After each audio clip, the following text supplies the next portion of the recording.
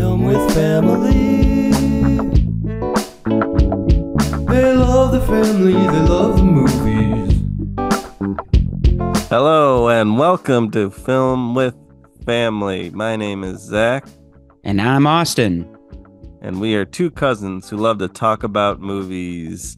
And happy holidays! Ho, ho, ho. Merry Christmas from Film with Family. Ho, ho, ho, ho. We said we were done for the year, but that was a lie because we wanted to come back for a Christmas bonus episode for you all, a cool Christmas gift to our fans and followers. I hope this makes your holiday even better. Just want to spread the cheer. Grab some eggnog, sit around the fire, and fire up the old bonus Christmas episode of Film with Family and listen to it with your children. Yeah. And so this is it. This is our big Christmas episode that nobody was asking for. And today we're going to talk about Die Hard. Yes.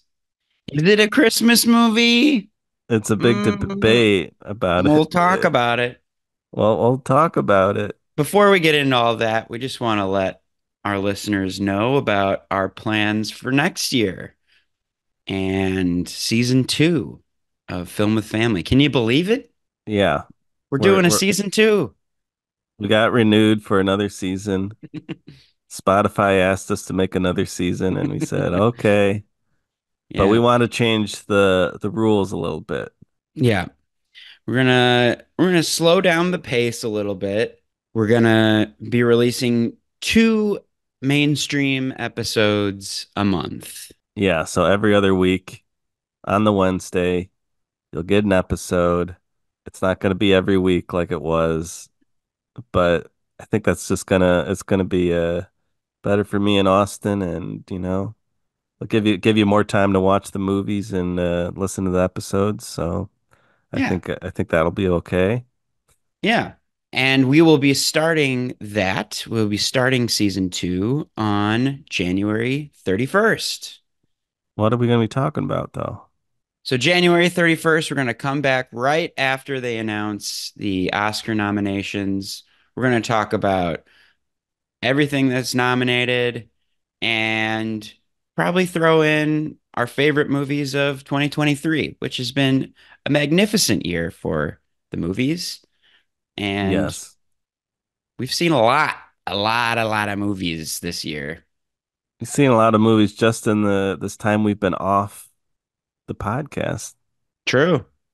There's a lot to cover at the end of the year, so you'll definitely want to write down on your calendar January 31st. Film with Family's coming back.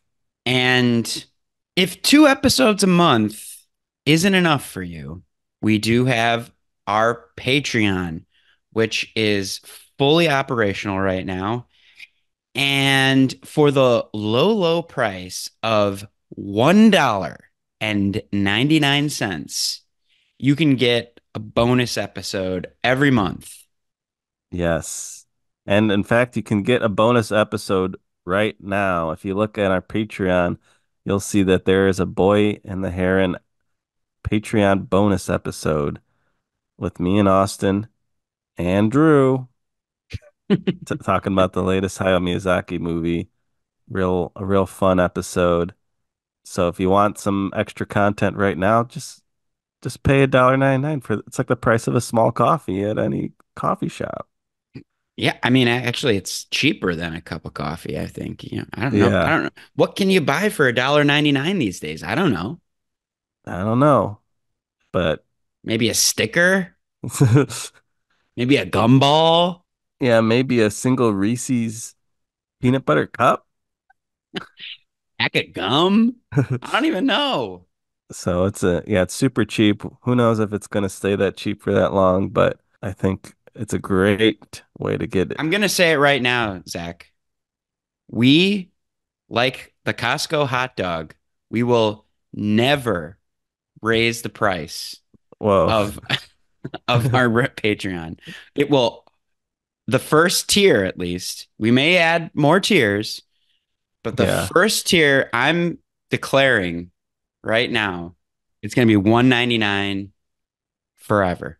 Doesn't matter how bad inflation gets, it's always gonna be 199. We'll have a link for a pay to sign up for a Patreon in the episode description. So make sure you click that and sign up, and you'll get some great bonus episodes in the coming year.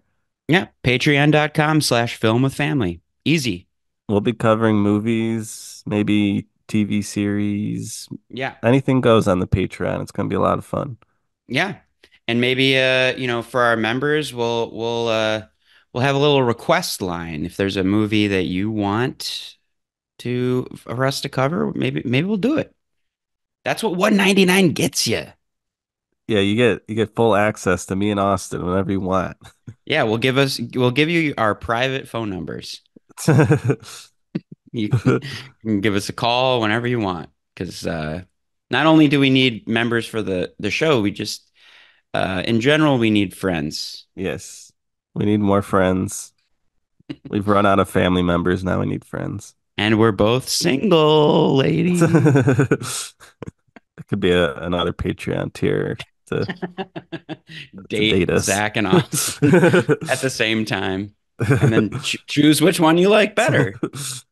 They did do a dating show like that with Pauly D and Vinny from Jersey Shore, where he had to kind of pick which one he wanted to date, and everyone wanted to date Pauly D. You definitely be the Pauly D of this duo. Oh, stop.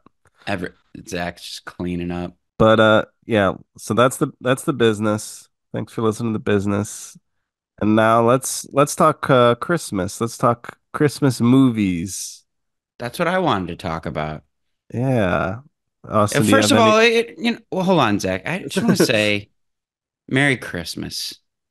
And Yeah. as this episode drops, you and I might be hanging out right now, celebrating Christmas together. Yeah, you're gonna come out to Michigan for Christmas? I'm coming out to Michigan for Christmas, gonna spend it with the Michigan fam, I'm really looking forward to it. Yeah, maybe we'll hit up the Michigan Theater, watch a little Wonka. We'll see what happens. Yeah, going full Wonka this Christmas. I Zach, what are some of your favorite Christmas movies? don't really have too many Christmas movies I love. The one that comes to mind is the Muppets Christmas Carol. Absolutely. Michael Caine as Scrooge. Yeah. That movie holds up. I watched it again last year, and it's still great as it ever was as when I was a kid. Yeah. Great songs, great production design, great Hmm. story, great performances, and it's everything you want from a Christmas movie. Absolutely. We also watched the Muppets Holiday Special a few Oh yeah. Christmases ago, which is also really fun. Yeah, that one has like some crossover event with like Sesame Street, right? And like Fraggle Yeah. Rock. Yeah. It's like a colliding of multiverses. I don't know. Basically, it's about Fozzie Bear taking all the Muppet gang to his house for Christmas. And they get like snowed in and they're singing songs together. There's It's like Gonzo trying to fuck a chicken or something. yeah. Yeah, I mean Gonzo's got a thing for foul. He's got a foul taste in women. And also the chef is trying to cook Big Bird at one point. Yeah, that was a good bit. Um, and the primary way that you want to watch this is on YouTube. And the rip is like an old VHS recording from TV. Yeah. And it ends with one of the most insane things over the credits. You got the whole Muppet crew in the room together, which is an incredible shot because it's like every single Muppet is in one shot. So it's like you just got to imagine all the puppeteers under there just Yeah. working their magic. But Yeah. so they're signing off. It's a really beautiful, nice family moment. And this is what what happened on I assume ABC. Christmas, everyone! Merry Christmas! Merry Christmas! Merry Christmas! Merry Christmas, all! I'm Dr. Timothy Johnson. Later on Nightline, it's a controversy about life and death. Do you keep a doomed baby alive so its organs can be used to save the lives of others? Julie Andrews and the Sound of Christmas. Next. The music's still playing behind it. You keep a doomed baby alive?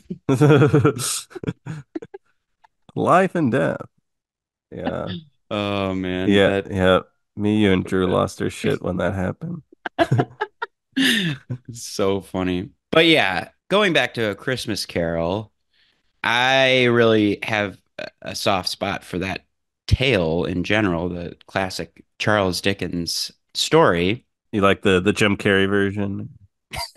I do love the Jim Carrey version. I think it's actually really good. I actually watched Really? that in Ann Arbor a few years ago. Is that Zemeckis? Yeah, it's pretty blown away by it actually. I was like, wow, this is really really well done. Also enjoy The Polar Express, which people give a lot of shit for its kind of early graphic design. It kind of looks like a PS2 cutscene a little bit. Yeah, but I think it holds up. It's got the hot chocolate song. Yep, sure does. Christmas Carol is one of my favorite stories just because it's one of my earliest memories is of my mom and dad being in the play in Detroit. Oh, who did they play? Do you remember? So I know that my dad played Jacob Marley Nice. and Death. So my earliest memory is of my dad exploding on stage as a ghost in chains, like yelling, Ebenezer Scrooge.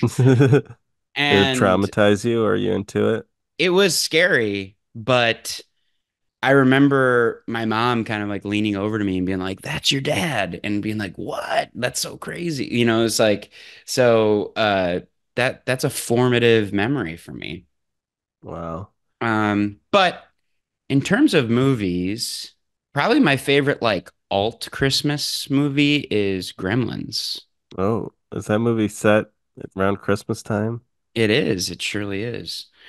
I also I saw a Todd Haynes movie who just put out that movie May December, Mm-hmm. Carol with Kate Blanchett. Yeah, I've seen this kind of Yeah. like a lesbian romance, right? Yeah, set around Christmas. I just saw that a few days ago actually at the You Music liked Box. it? I did. I liked it. But there's a Christmas classic in the works right now starring Paul Giamatti called The Holdovers. And this movie is a great Christmas movie. Came out about a month ago and stars Paul Giamatti. It takes place during Christmas. I really liked it. It's really like kind of bittersweet. Paul Giamatti plays this kind of Scroogey type character. Yeah, he's kind of got like a lazy eye in it. I haven't seen it, but Yeah. it looks pretty good. But yeah, I mean, I was just like thinking about all the different kind of Christmas movies. It's a Wonderful Life. It's a Wonderful Life. It's like the classic. You got Miracle on 34th Street. Didn't see that one. I never saw the Christmas Story one either with the kid. Is Whoa. it good? Yeah, it's a classic. You gotta see Okay. that one. I know it's a classic. I just never was in my rotation. I don't know. Yeah, fair enough. I mean, I just feel like it's always on TV during Christmas time, so I'm surprised that you missed it. Yeah, I feel like Um, I always see like the Charlie Brown Christmas, and I always see the How the Grinch Stole Christmas, the original cartoons, like, mhm. and also Rudolph the Red-Nosed Reindeer. I'd always watch those on TV, and also It's a Wonderful Life would always be on TV. In terms of feature-length Christmas movies, there's not too many that I hold in high regard. Home Alone. Yeah, that's a fun one. I don't really watch it around Christmas, or I guess I just haven't really returned to it very much. Hmm. But that's a lot of fun. Joe Pesci. Yeah. Some other alt classics. Eyes Wide Shut. is considered a Christmas movie. It takes Hmm. place during Christmas. Also, Batman Returns. Oh, that's a great one. Yeah, that's a good pull. Yeah, Yeah. I love that movie. For me, an alt Christmas movie is just the Lord of the Rings trilogy. Which I feel there's no Christmas in those movies, but I feel like I've talked to other people and they feel like, yeah, that's just like a nice just throw on the Lord of the Rings extended editions during Christmas time. It's very cozy. Hmm. It just feels like it's part of the season for whatever reason for me, like to rewatch those movies around Christmas time. Were those movies released during Christmas? Maybe Yeah. that's part. Yeah, I Yeah, think yeah. they were like they all came out around late December.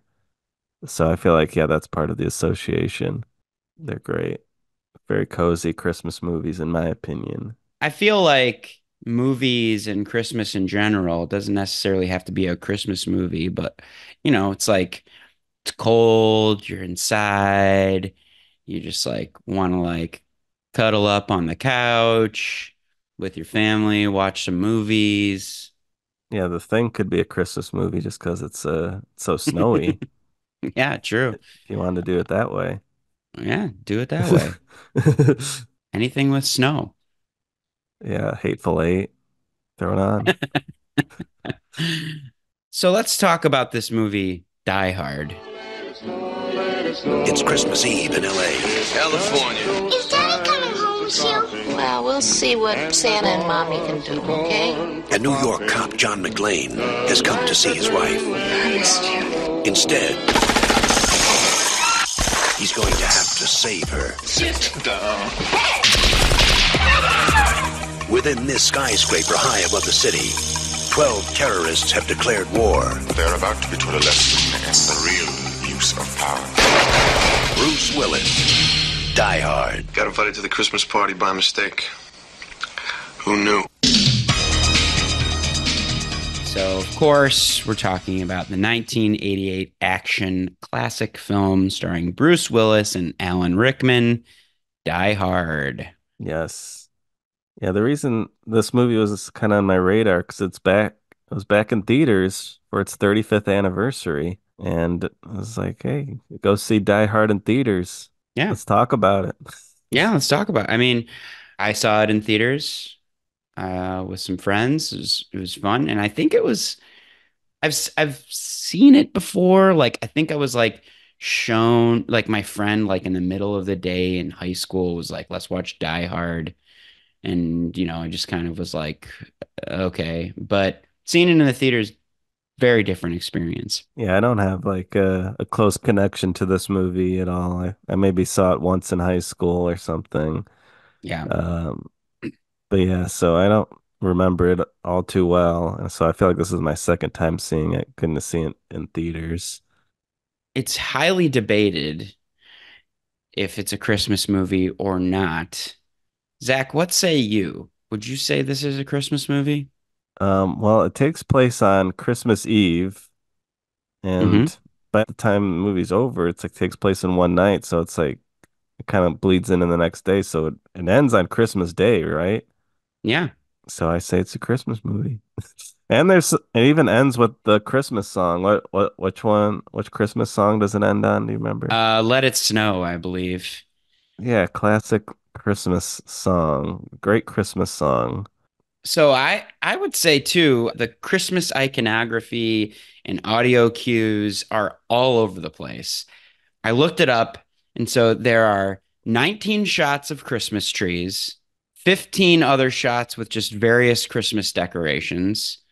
There are 7 Christmas cues, and 12 if you count Beethoven's Ode to Joy, which is a Yeah, theme throughout. yeah, Christmas is said 14 times, and then there are 4 other like kind of loose Christmas references in the script. So that's a lot of Christmas in this movie. yeah. Yeah, those numbers are hard to argue with. Yeah, But I did see a clip of Bruce Willis saying that it's not a Christmas movie in a very yeah, passionate way. yes. Do we have this Uh, clip? right here. Yeah, this is from 2018, I believe. Some Yeah, Comedy Central thing. yeah, it was a roast, and this was his final thing that he said. Die Hard is not a Christmas movie. It's a goddamn Bruce Willis movie. So a yippee-ki-yay to all of you motherfuckers. Good night! Wow. Hard to argue with that. I feel like it is a Christmas movie and it's also a Bruce Willis movie. Yeah. It could be both, Bruce.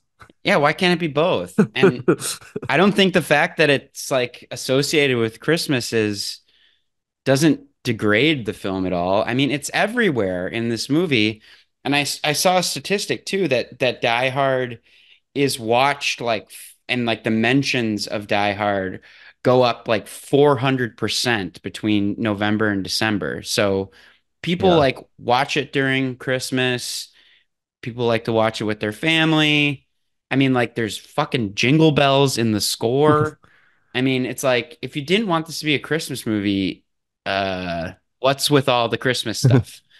Like Yeah. this, it's clearly a Christmas movie. Yeah, I've heard the writer Steven Souza say yes, it's a Christmas movie.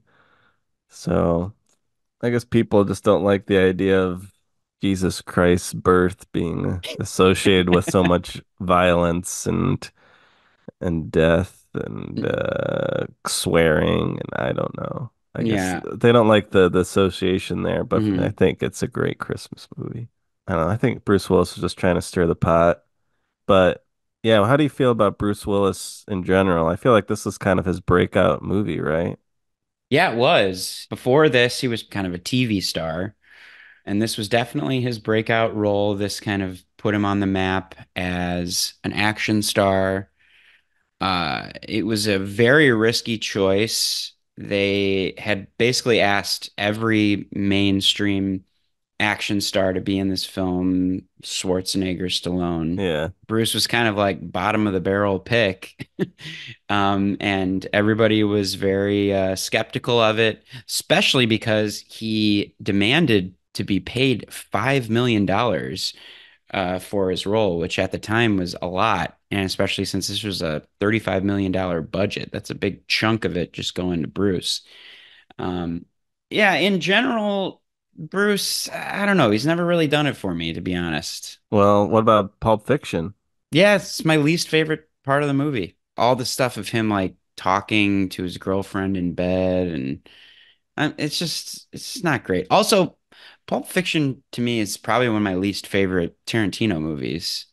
It's a Um, it's a, it's a bold take. I mean, yeah, I rewatched it not pretty recently, and yet there's definitely aspects that don't hold up so well, especially Quentin Tarantino's cameo in the movie and yeah, how excited he to say the N word over and over. yeah, That stuff doesn't hold up. yeah. That's tough to swallow because like this the fact that he wrote it and he wrote himself saying that it's like there's just no way around it. It's like you really wanted to say that over and over. It's I like thought kind it of was really funny. Yeah. it's kind of disgusting. Um, but Yeah, but back to Bruce. yeah. I mean, I like Bruce in some stuff. I wouldn't say I'm a general big Bruce Willis fan, but I think he's great in 12 Monkeys. Have you seen Yeah. that? Mm-hmm. I think he's great in that. I think he's really good in Moonrise Kingdom as like a sad uh island cop. Sixth Sense. Sixth Sense, that's pretty classic right there. Uh, Mm-hmm. he's pretty funny in Death Becomes Her as well. Kind of a dopey guy. Mm-hmm. Okay, oh yeah, I guess he has a little cameo in Planet Terror as well. Mm-hmm. So I mean, he's done some stuff I like, but Oh, and look who's talking. He plays the voice of Mikey. is that a is that a baby movie? Yeah, where it's the babies are talking, and look who it is. It's Bruce Willis. Yeah. I He's mean, also he's the Fifth fine. Element. Fifth Element. People like that movie. Yeah, Fifth Element is great. That might be my favorite role of his. Yeah, but I don't know. I mean, I've always just found him to be a little bland, kind of a little bit try hard. Talk about die hard, more like try hard. Yeah, I will say I found him a little bit annoying and Die Hard. Yeah, like the way he smokes his cigarettes and like the way he holds his gun and Yeah, everything's like he's grimacing and everything. It's like, all he's tr right. he's trying a little too hard to be cool. Yeah. Yeah, I feel like I like Bruce Willis when he kind of is not playing like the coolest guy ever or whatever, and he's like kind of lame. Yeah. Like kind of like the Damon thing. Like if Damon's trying to be cool, it's not gonna work. But if Damon's playing a dope, then I like it. Yeah. I mean, also Bruce Willis's politics are a little sketchy. Like he was like outspoken in the 90s of being a HW Bush supporter, and he spoke at the 2000 RNC in support of George W. Bush, and he's Hmm. like big like military man and gun rights nut and all this stuff. So it's kind of like, eh, rubs me the wrong way. And he also was recently diagnosed with a rare form of dementia. Yes. Well, can't really fault him for that. Yeah, I'm not trying to fault him for it, but I think it is to be noted that, let's not be too hard on the guy. He's seems like he's having a rough go with it, go of it with his brain right now. He retired from film acting. I feel like we should bear that in mind this holiday season. Yeah, get well, Bruce. I thought that clip of him saying Die Hard is not a Christmas movie was maybe like a recent clip, and it's like, oh no, he's losing his mind a little bit in this clip because he doesn't remember that Die Hard's a Christmas movie. Seems like he was losing it a little bit. Jesus Christ. We're on the naughty list for sure this year. Hey, I think people should know what's going on with Bruce and get better, Bruce. Yeah, Sixth Sense was a big movie for me growing up, Hmm. and I liked Bruce Willis. That was one of the first DVDs I owned was Sixth Sense. Yeah. Did you ever see Unbreakable, the other M. Night Shyamalan Bruce Willis movie? Yeah, saw that one. Unbreakable Bones. Yeah, And Samuel Jackson plays a guy whose bones break way too easily. yeah. It's powerful stuff. But okay, so yeah, we're both kind of mixed on Bruce Willis here, and I don't know, he definitely does have some charisma in this movie, but it it, it doesn't always work for me, and some of his line readings feel a little too much. I'm not Yeah. pumping my fist when he says yippee-ki-yay, motherfucker. Like the way he's like, motherfucker. And then he like Like, backs into the door. yeah, like it's like he's like, ha, look at my cool line. It's like you're just like, eh. He's having a little too much fun in this stressful situation. Yeah. Maybe. So I hate to be a Scrooge, but I'm gonna say bah humbug to Die Hard. You think Die Hard's bad? It's fine, but like greatest action movie of all time? Get out of here. No. I don't feel that close to the characters. I don't feel like it really has like a center to it. Like I don't know why he's there. Like I get like he's like estranged from his wife. He's trying to reconcile. He like wants to get back with his wife, I guess. Right. But it's like it's not clear like how they got estranged, and like what's the whole deal there with them? Like where's the emotional center between the two of them? Like other than the fact that like she changes her last name to her maiden name, which good on her. And him being like all pissed off about that, it's just like feels very like weird. Like this is what we're supposed to care about is that he's so Yeah. mad that she like changed her last name. Yeah, I feel like they only have like one scene together, kind of like at the beginning, and they just like kind of fight for a bit or something, or I don't know. Yeah. It doesn't do much to make you care about their relationship or make you care very much about Bruce Willis or Yeah. Like I don't really know what's going on between them, like how they got estranged. I mean, maybe I'm missing something, maybe it's clearer, but I just like I don't see the love between them and why he feels so motivated to like save her and save everybody, and it's not I don't buy it. Yeah. Of course, though, we have an incredible performance by Alan Rickman. Yes, this is a ghost from Film with Families Past. Yes. Alan Rickman, who you will remember from Robin Hood, Prince of Thieves, as the Yeah. Sheriff of Nottingham. There are a few ghosts. Few There are ghosts of multiple film. ghosts, which is another reason I wanted to cover this movie. Yeah, how do you feel about Alan Rickman in this movie? I feel like he's definitely a highlight. He's good. Yeah. Hans Gruber is just like, first of all, great name. Yeah, one of the great names. Alan Rickman just has such a great evil vibe in everything that he does. I mean, he's just one of the great actors of all time. So it can't really go wrong. And I think this was one of his breakout roles. Yeah, this is Um, a few years before Prince of Thieves for sure. yeah. He has some of the best line readings of the movie when he sees like the dead guy with the message written on his shirt, Hmm. and it's like, now I have a machine gun. Ho, ho, ho. The way he reads Yeah. that is so good. Yeah. What are some other good Gruber lines? Shoot the glass. It's another good line. Well, the way he says motherfucker is great. Motherfucker. I don't know. He has so many great line delivery. I love the wife says that he's a bad thief, and he's like, I am an excellent thief. Like, and he just like gets in her face, and he's just like all this like rage, like just like kind of like comes at her. Yeah.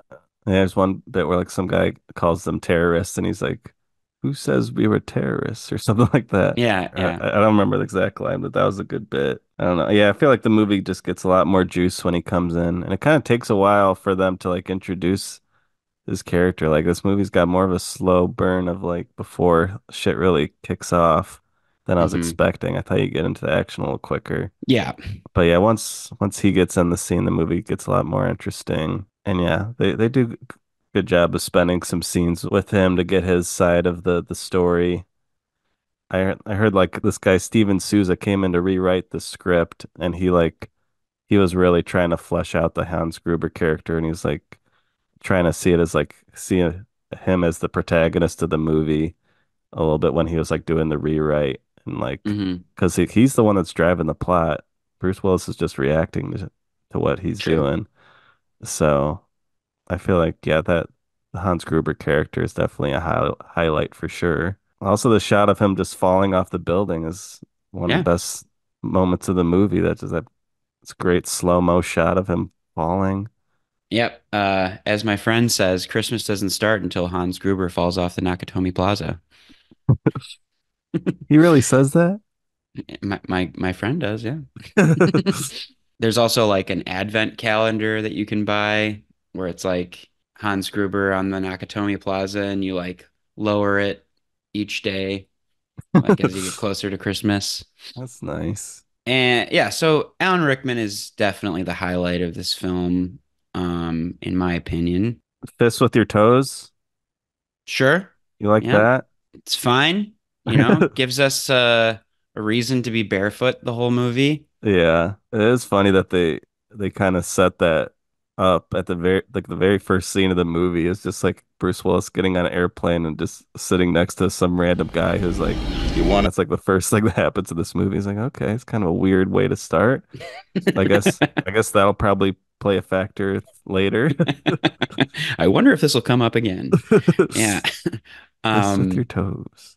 and the barefootness of it all actually does play in a lot because, yeah, there's the shoot the glass scene, and that's because Hans Gruber knows he's barefoot, and so he'll have to walk along glass, which is kind of a painful thing to watch. Yeah. Like him like picking the glass out of his feet. That's probably like the image that sticks with me the most. Yeah, I like that stuff. I feel like the last like 40 minutes of this movie, I feel like it really gets a good groove. And Yeah. like that's when like most of the iconic action stuff happens, and Like that's where all the best stuff is. Yeah. 2 hours and 15 minutes, this movie. Yeah. I was like, this movie definitely could have been cut down because it drags a lot in the middle. Hmm. But when it gets to that final act, I feel like it's in the sweet spot. But like it could be Yeah. cutting out some stuff before that. To just this Yeah. could be if this movie was a tight 90, I feel like it could have been a lot better. Agreed. If it just had all the best stuff, like I feel like I would enjoyed it a lot more because yeah, there was just like a good amount of moments I was kind of like tuning out.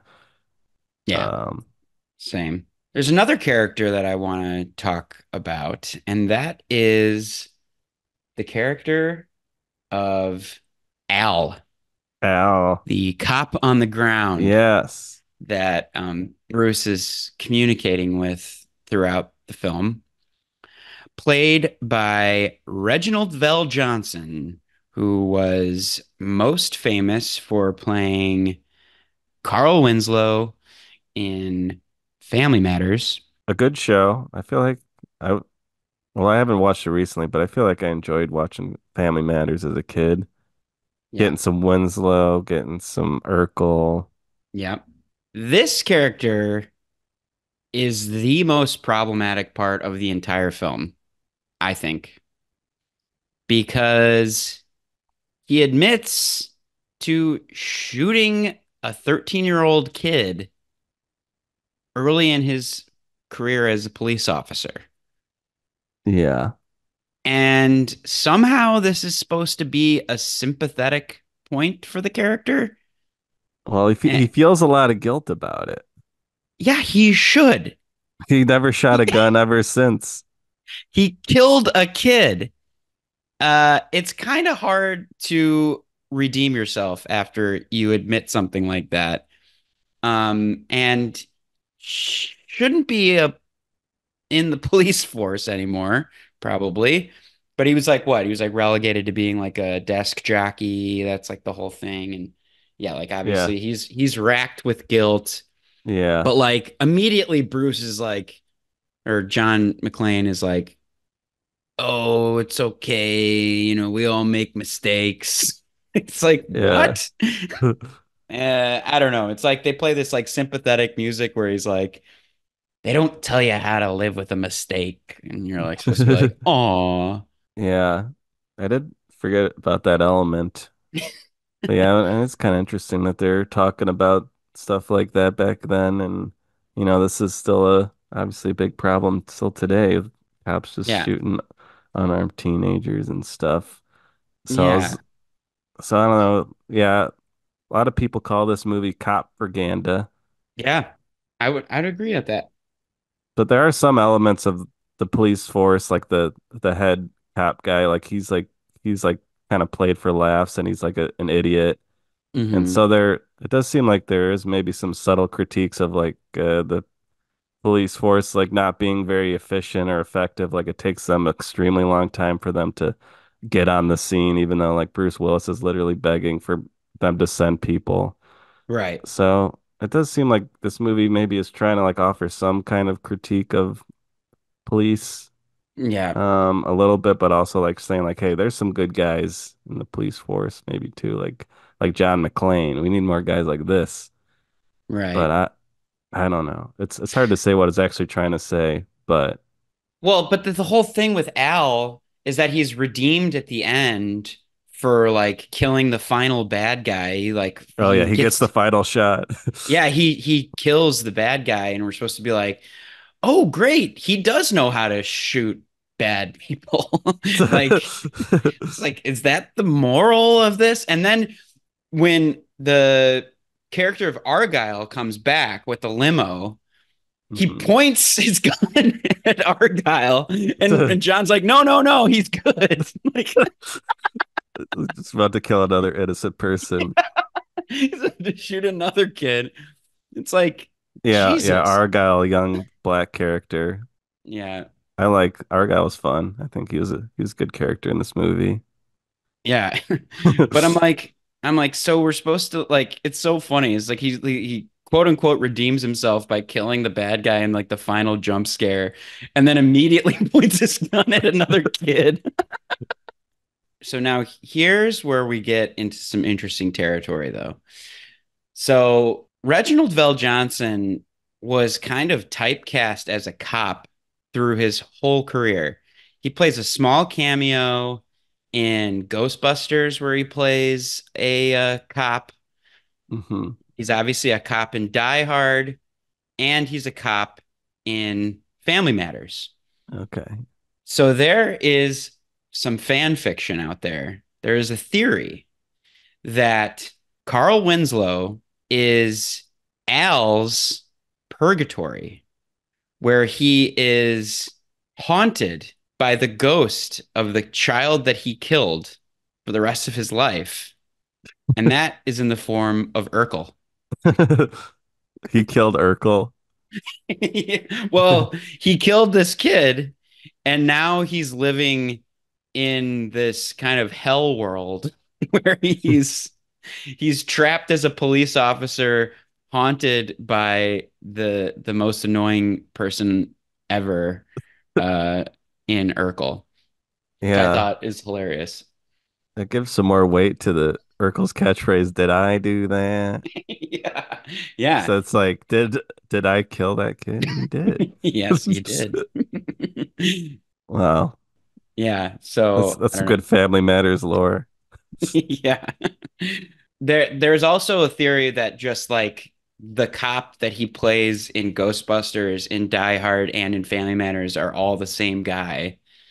That like because in Ghostbusters there's a lot of talk about Twinkies. Hmm. Egon has that whole scene about Twinkies, and then the Al character is obsessed with Twinkies. He like can't buy enough Twinkies, and he knows everything about Twinkies. Yeah. That makes a lot of sense. Like he changed, like they're saying, like it's like after Die Hard, he moved to Chicago and changed his name, and Yeah, Family Matters takes place in Chicago. it So- does, yeah, okay. Yeah. That's a good theory. I like that. yeah, it's fun, it's fun, Yeah, and he definitely deserves some kind of punishment for killing that kid. And yeah, yeah, it is weird because it's like, yeah, he shot this kid, and then like he ends up saving the day. So it's like, so we should give cops another chance, put them back on the force because they might kill the bad guys. It's definitely a weird choice. yeah, problematic to say the least. But let's sprinkle in a ghost from Film with Families Past. Sure, Let's talk about the fact that this is directed by John McTiernan, who also directed Predator. yeah, It's actually the year after Predator. I think this was the movie he followed up Predator with, I think. yeah. He loves his guns. Yeah. And I was feeling that like near the big glass, shooting the glass, Hmm. like just the way he shoots like machine gun kind of battles. Hmm. Like it just feels a little bit more oomph and more visceral, especially seeing it in a theater than a lot of other filmmakers. It's like, yeah, it reminded me of that scene where they're just like shooting into the woods Yeah. indiscriminately. Yeah, and just like shit flying everywhere, and like the sound is just like kind of like deafening. Um, Speaking of which, so McTiernan insisted that they use louder than normal blanks in all the guns in this movie, which caused Bruce Willis to lose his hearing. I think like he lost a lot of his hearing from like that scene when he's like under the table and he's like shooting up at the guy's like crotch. yeah, Um, he suffered some serious hearing loss, and damn. thanks a lot, John. Yeah, it's a loud movie, and Hmm. McTiernan likes it loud, and I feel like I like Predator more than this movie. I'll say Oh yeah, I had more fun watching Predator, yeah, but it is a pretty well directed movie. Like I don't know. Well, we should also say another ghost of Film with Families Past. The cinematographer of this film is Jan de Bont, director of Twister, which we covered this year. Yes. And yeah, I feel like it's a pretty good looking movie. The way the camera moves, the camera's like always kind of like moving, like pushing in, pushing out. Like I Hmm. don't know, that does make it kind of exciting to watch in that way. Like the camera's just constantly just flowing around. Yeah. No, I think that it's well shot. I think that the story for the most part flows pretty well. I mean, I think that's a highlight. Good job, Jan. Jan Good de job, Bont. Jan. Good job, Jan. So you gotta like that. You know, Yeah. I know you said you're a bit of a Scrooge, but you gotta like these little connections to a film with family history here. Yeah, I mean it warrants a discussion. We've got Michael Kamen, also from Prince of Thieves, doing the soundtrack, Yeah, the musical composer. which is pretty sparse. There isn't a ton of score in this movie, and what is there is kind of like an interpretation of Beethoven's Ode to Joy. Oh yeah. Yeah, I didn't really notice the score very much in this Hmm. movie. So yeah, I think it was pretty sparse and there aren't any real rousing original themes like you're gonna get from Robin Hood, Prince of Thieves. So Hmm. definitely not Cayman's best work. We did throw in some jingle bells there, which kind of emphasize the Christmas of it all. Yeah, that's a good pull. And there is one last very small ghost. Ghost. Um, Rick Ducommun, who plays the annoying neighbor in The Burbs, plays an annoying electrician. Named Walt. I think his Who, his big line is shut it down now. yeah, yeah. So he's also there. Yeah, and he's the one that kind of turns off the power grid, Hmm. which ends up working in Hans Gruber favor in order to steal all this stuff he wants to steal. I didn't recognize Dukamen. You're the one that had to bring that to my attention. Such a small role. Yeah, can't get by me. Ducommun doesn't get by me. Well, there's that one scene where he's like talking to like the police department. Bruce Willis is like, "What the fuck? You think I'm ordering a pizza or something?" Yeah. Talk about that. No shit, lady. No shit, like I order pizza. Yeah, that's probably my favorite line in the whole movie, honestly. It is so weird that somebody's calling 911 being like, there's a terrorist attack happening at a huge building, and they're like, sir, this is a serious line. It's like, yeah, like this is a serious claim.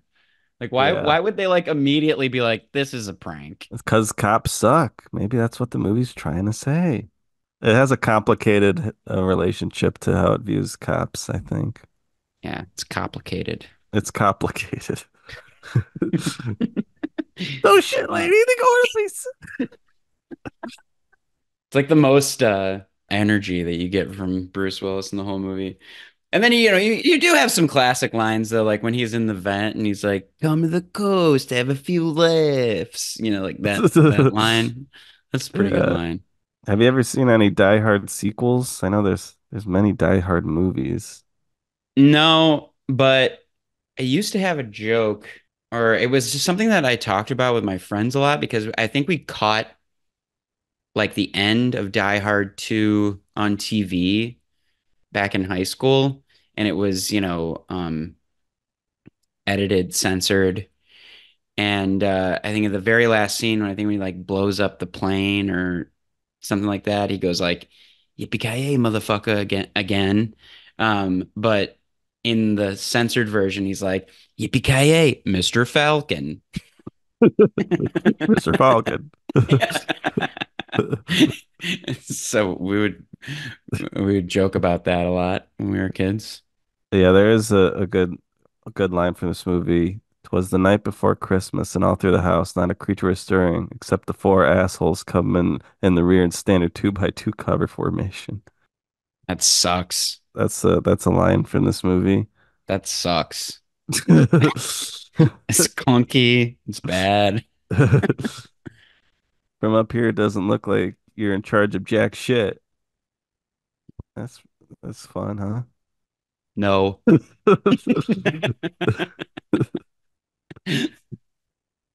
Just the fly in the ointment, Hans. The monkey in the wrench. The pain in the ass. Sure, whatever. Oh yeah, we do got to throw out the final line of the film by Argyle. This is their idea of Christmas. I got to be here for New Year's. It's all right, but I mean, it's like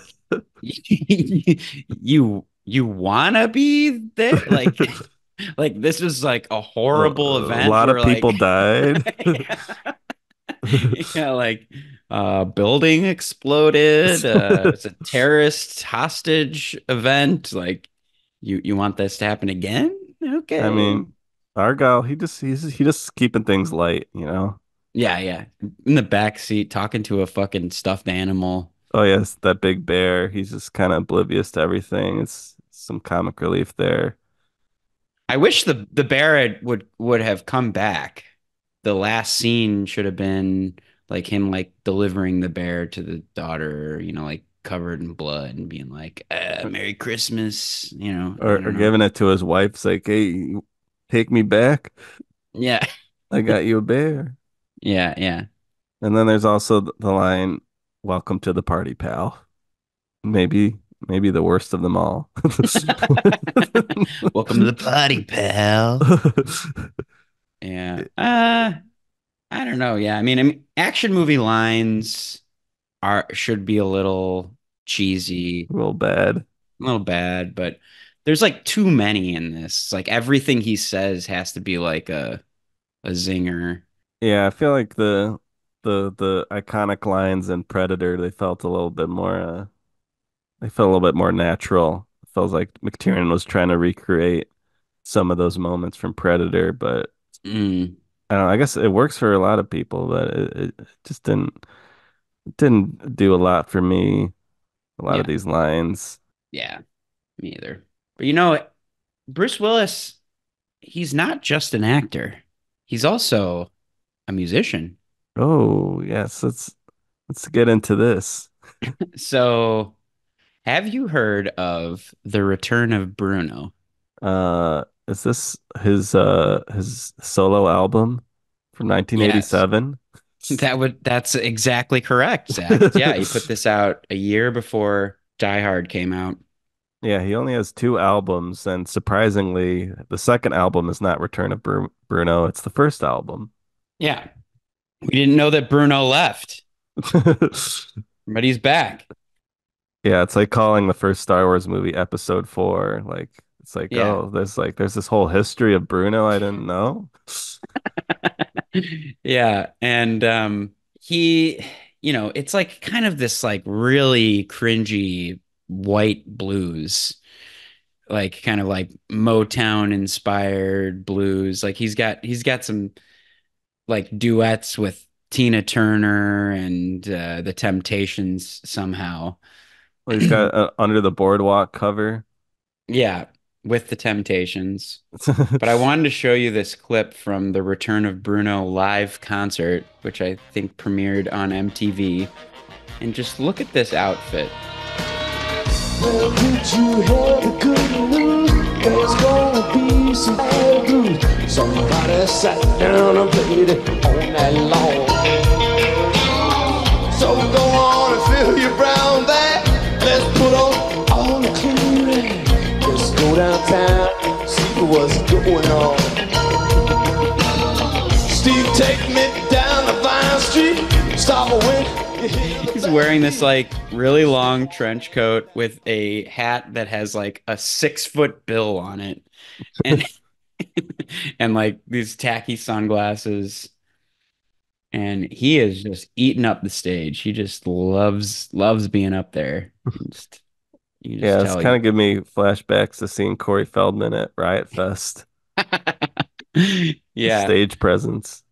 Yeah. It also reminds me of another actor who has kind of like a blues background, and that is Michael Keaton. And I don't know if you've ever seen the movie Jack Frost, Oh but yeah.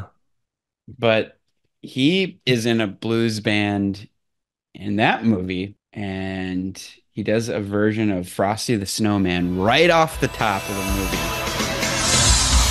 Frosty the Snowman was a jolly happy soul. He was in his pot belly, his two eyes were made cold. Frosty the Snowman is a fairy tale they say. He's got a better voice than Bruce. Then he came to life one day. Pretty similar there. Frosty the Snowman was as bad as he could be.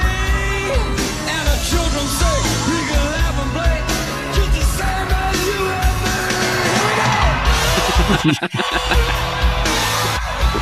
Oh yeah. It's the Jack Frost band. They're digging it. They're loving it. We gotta sign these guys. Maybe we should have covered Jack Frost instead of Die Hard. I heard that for Jack Frost, like they modeled the face of the snowman off George Clooney originally. George Clooney was originally supposed to play Jack Frost, but then when George Clooney like saw how hideous the snowman looked, he backed out of the project.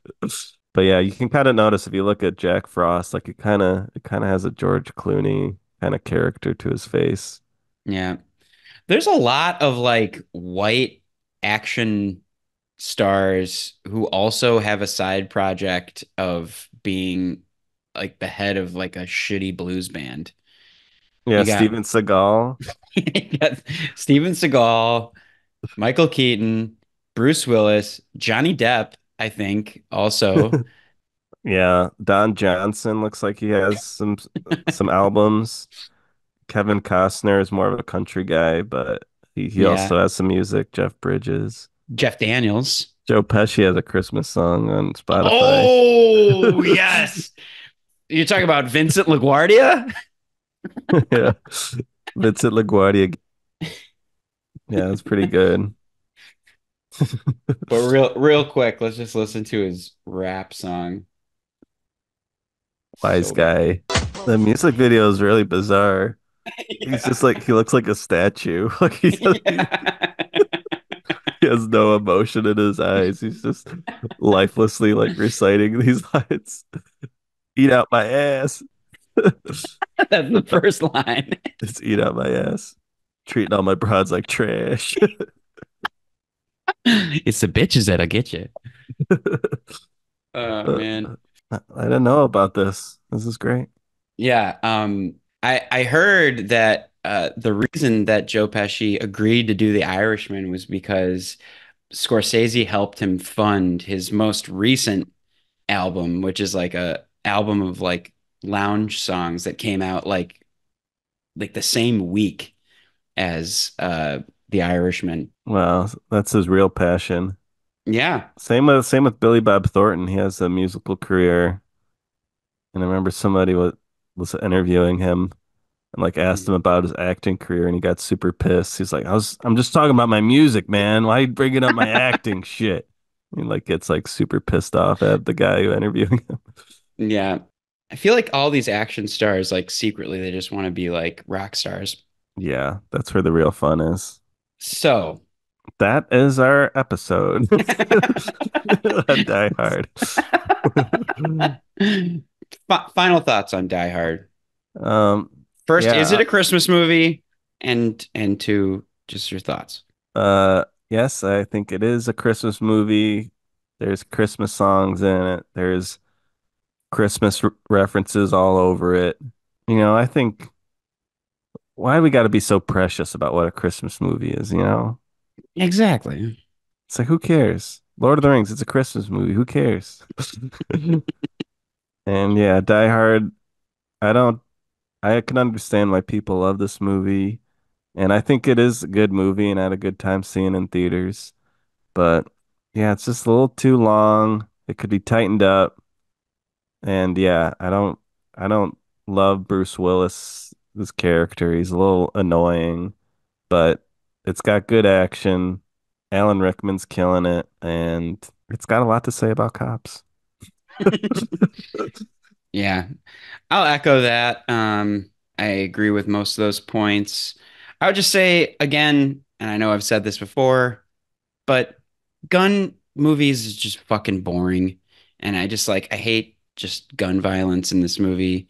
The cop stuff is very problematic. Carl Winslow is in hell with Urkel.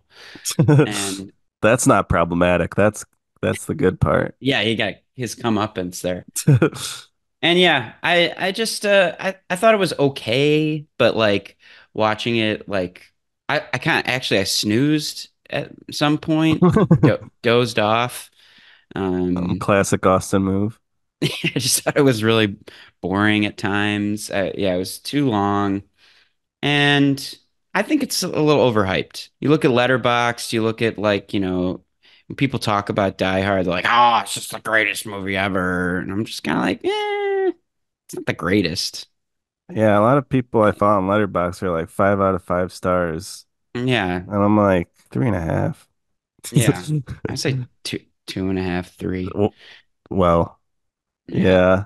But one bit I like that we didn't talk about is when he's in like the ventilation ducts or whatever you want to call that, and he's like kind of spying in on Hans and his team, and he's listening to them talk on the phone, and he's like writing down their names and stuff on his arm and stuff, and then he like kind of uses that information later to fuck with them. I just like that. I like that he's like doing a little spying. It's fine. I think that's a good part of the movie. I like that he's writing the names on his arm, and he's like he's being a little crafty, he's using everything he can to get over on these guys, and I thought that was kind of a fun detail. If that's a highlight, I mean, that says something about this movie. Yeah, that was the best part of the movie is when he wrote he wrote the names on his arm.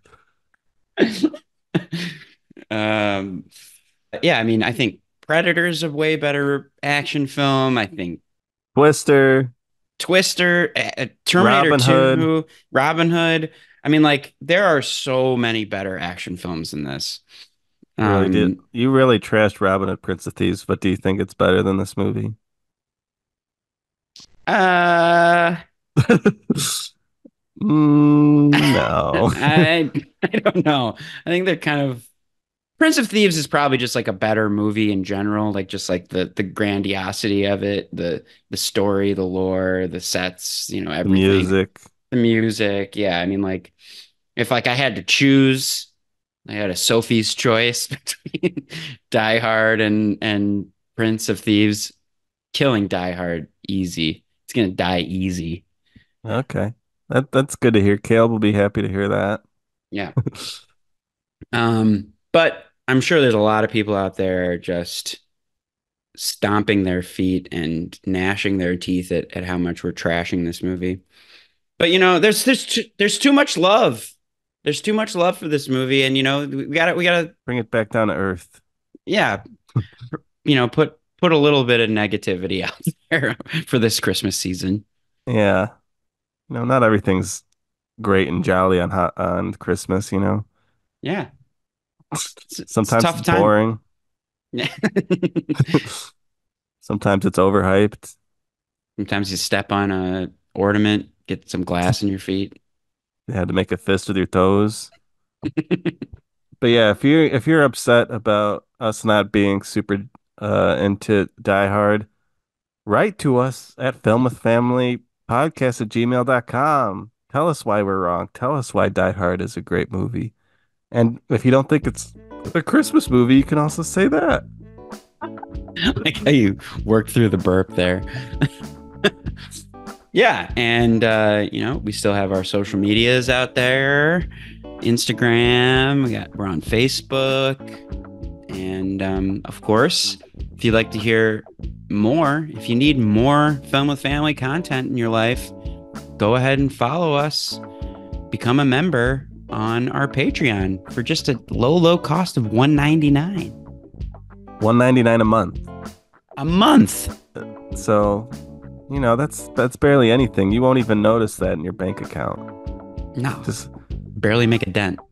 and we could use the support. It's not free to host a podcast. We found out, and and we're paying for Zoom Premium or whatever. That costs like $100 a month or $100 a year. Yeah.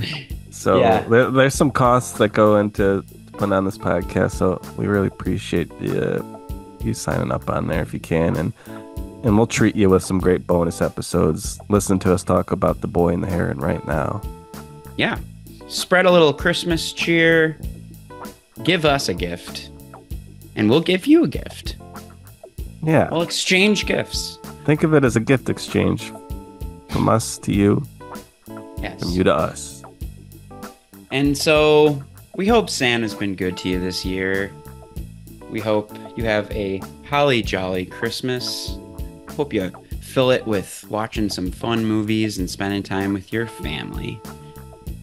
I know that's what I'm going to be doing. And Merry Christmas to you, Zach. Merry Christmas to you, Austin. And we didn't do Thanksgiving, but I'm thankful for you and this podcast this year. As am I. I think we did a special thing this year, and just get ready for 2024 because it's just going to get better. All right. Thanks. Merry Christmas. Ho. Ho. Ho.